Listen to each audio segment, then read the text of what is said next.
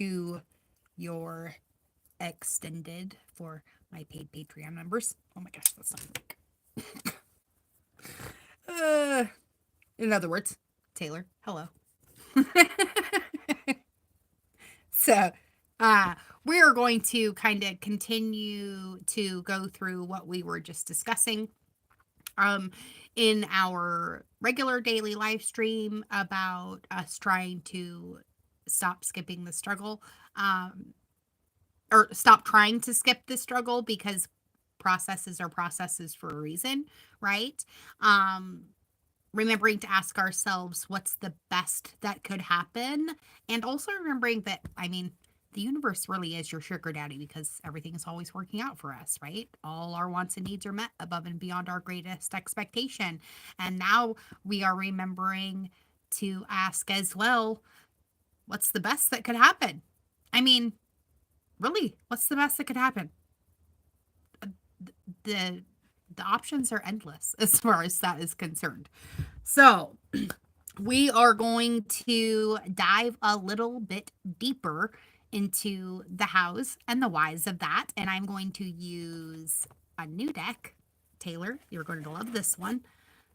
This is the Deep, Dark, and Dangerous Oracle by Stacy DeMarco. It is fantastic.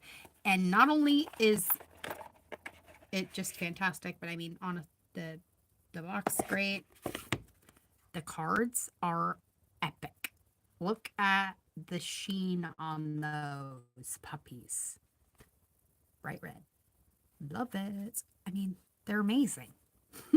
So we are going to ask the universe to help us or help point us in a direction on who it is that we need to be working with to help move through this need to skip the process, um, resolving our unrealistic expectations, and acknowledging who it is that we need to be serving today. So let's get our helper. And she popped out really, really fast. And it is the Kraken. Ooh, I love it. This is also the 3. So it's reminding us that we are creating our reality in every way. And most especially when we're not making the choices, because not making a choice is making a choice to accept whatever it is the universe decides to give you. Good, bad, happy, sad, doesn't matter what. All right. Let's see. Number 3. Are these in number order? I'm assuming they were in number order. So let's see here. Now, when I first pulled this deck out too, the first 2 cards that I saw in the deck, on the bottom was the Kelpie card, I believe, which is number 5. Is it number 5? It was number 5 and number 14. So Kelpie, and then the Siren. Hold on. What was 14 again? The Mermaid. Okay, so it was about there being a little bit of a warning in the beautiful things. And then when we pull the mystery card now, interesting. So both of those numbers are also 5, variations of 5. So to me, that number code 355 is in a way magnifying that change energy that we need to have with our ability to create it, which is where the 3 comes from. Okay, so let's read about the Kraken and see what this specifically has to say. So Stacy DeMarco says that it is good not to know everything. Remember that great mysteries can fill you with wonder, and this is a very positive state. So be curious right now. You do not have to share everything with everyone, and you can be selective about who you share the minutia of your life with. Value your privacy. I really feel like that is a message directed at me personally, but hopefully you're finding resonance with this as well.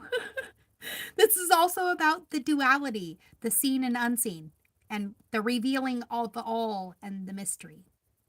So remember that in a world where we think we know all and see all, a little mystery is a good thing. It's impossible to know everything, although you would think with the advent of social media that we have indeed seen everything about everyone. In the ancient world, even the world of a few hundred years ago, there were indeed great mysteries afoot, and many of these belonged in the deep blue sea. The Norse sailors, just or not just the ancient ones, but right up into the 19th century, reported sightings of a great beast of the ocean with a cephalopod shape, destroying their boats and even buildings on the shorelines of islands during great storms. This creature was referred to as the Kraken and was greatly feared because it could rise out of the deepest, darkest oceans without warning. No one knew when or where the Kraken would strike. This gigantic sea monster was the bane of sea travelers and fisher folk from the coasts of Greenland to the North Atlantic and right through the Scandinavian waters. Some sailors were so afraid of it that they wouldn't even utter the word Kraken without the fear that this would indeed summon it. In the Icelandic saga Orvar Order, it mentions the Hafgafa, which is the Kraken. It says, "Now I will tell you that there are two sea monsters. One is called the Hafgafa, the sea mist. Another, Lingbraka, heatherback. The Lingbraka is the largest whale in the ocean, but the Hafgafa is the largest monster in the sea. It is the nature of this creature to swallow men and ships, drag them down with its arms, and even whales and everything else within reach. It stays submerged for days and then rears its heads and nostrils above the surface and stays that way, at least until the change of tide. The appearance of the kraken resembled a giant squid. The huge suckers and tentacles were often described, so it is thought that perhaps sightings were indeed just that, huge, giant squids. Some descriptions, though, included spikes on the arms and huge teeth, so not quite what a usual giant squid would look like. The kraken reflected the unfathomable and wild nature of the sea and its unpredictability. The plant companion for this card is the fir tree. The crystal companion for this card is olivine. But for me, this card is reminding us about the unquestionable nature of things that are absolutely unfathomable. The absolute of the most absolute. The knowledge that, well, everything's always working out for you, right? That being happy is your birthright. And that's really your only goal here. An acceptance of your shadow self is necessary in this integration. And the sooner you can integrate those parts of yourself that you maybe don't quite want to look at, the seen, right? As soon as you have seen the unseen, the things you've refused to look at, well, they don't look quite so scary anymore. So chances are they really are just having encounters with something in a storm that resembles something that they fear. And in fear, you magnify what it is that you're afraid of. So we all need to take a collective deep breath, right?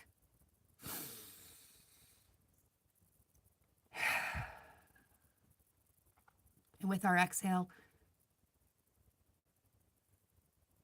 the knowledge that we are settling into is the fact that all we need and want is already coming to us. If we've thought about it, it's already there. Chances are we're just missing it because we're focusing on something that looks scary instead. you know? So, how would their sailor outcomes have been different if maybe they would have just acknowledged the fact that maybe whatever it was that they were being attacked by maybe had more to do with what they were expecting than what was actually occurring. Maybe that's how we could really step out of the struggle. Maybe that's how we can serve ourselves the best, is by surrendering to the knowledge that maybe the universe really does know what we want, how we want it, maybe even better than we do. So, I don't know about you guys today. Asking, what's the best that could happen in this moment and every other as I go throughout today and every day? Thank you for joining me as a paid member. I appreciate you more than you can ever know.